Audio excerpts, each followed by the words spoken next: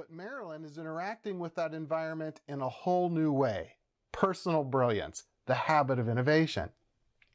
The habit of innovation is the most significant differentiator you can possess in our global community. Differentiator. Competition. The top 5 bank clients in size on my client list have had to be revised. Because of mergers, these 5 large organizations are now just 2 mega organizations. In each merger, the employees of the merging firms had to compete for the combined position. Even though mergers are corporate events, this is personal. The individual people need to compete. They need the habit of innovation. Core components of organizations like purchasing are changing the approach to doing business by decentralizing their function. This is a good thing. It's a better way to do it. But one company we know of is going from a purchasing department of 44 down to 6. The 6 that survive must have something to differentiate themselves.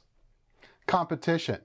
The Wright brothers weren't the only bicycle manufacturers in their hometown of Dayton, Ohio. By the mid-1890s, there were no fewer than 14 bicycle shops in the city, and the Wright brothers were certainly not the biggest. I'll bet this competitive environment helped motivate them towards their innovation. To sustain a successful position, you have to out-innovate the competition. This is true for Coke competing with Pepsi for market dominance, Betty competing with Jeff to lead the new project, or for moms competing with Madison Avenue marketers for the attention of their children. The habit of innovation is the most significant differentiator you can possess in our global community. I recommend a Personal Brilliance notebook. I always carry one with me. Specially designed versions are available at mypersonalbrilliance.com, but for now, take out a specific piece of paper and label it Personal Brilliance Notebook to work on some exercises. First, if you could, please write down 2 names. These are people whom you might want to share this information with after we're done with this audio program. This might be a colleague at work, your manager, or a family member or friend. The best way I know to really integrate information and knowledge is to experience it with yourself in mind and how it applies to you, but also to look at the information in relationship to others you know. So, learn for yourself and also for the people whose name you wrote down. Let's talk about some definitions we'll use. Innovation is a very popular word these days. It's difficult to pick up a magazine or newspaper without seeing an ad claiming the product being pitched is more innovative. We could have a long philosophical debate concerning the definition of innovation, but let me describe for you my definition based on my work so far and the definition of the concept we'll be discussing in this program. First, creativity. Creativity is the process of generating something new. Now, this is a skill. Everyone possesses an innate capacity for creativity. It involves intuition and the right side of the brain. Many times creativity is limited by our history and experiences. There are techniques for breaking through these limits like brainstorming, mind mapping, and storyboarding.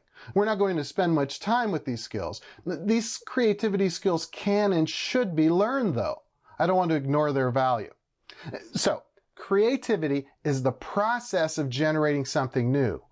Innovation, however, is the practical application of creativity. Fundamentally, innovation implies something new. We can ask the question, do we ever create anything new? Or do we simply recreate what's already been invented or discovered? I'm not sure this matters.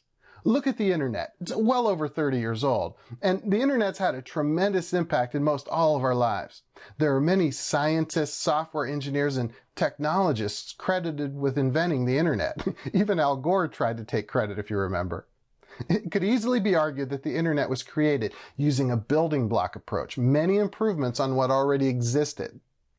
I would certainly call the internet an innovation, though. You see, the potential for impact in a practical way is what's important.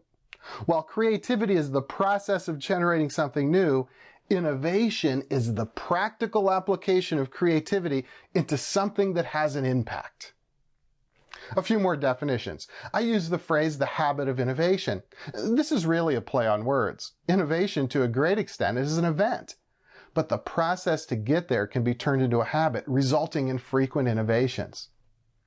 I'll also use the word problem or problem solving when I talk about innovation. I don't use the word in a negative sense. If we look at an analogy, a mountain could be a significant barrier, or it could be an opportunity or a challenge. So I see problems as a good thing. It depends on what you do with the mountain. A couple of observations.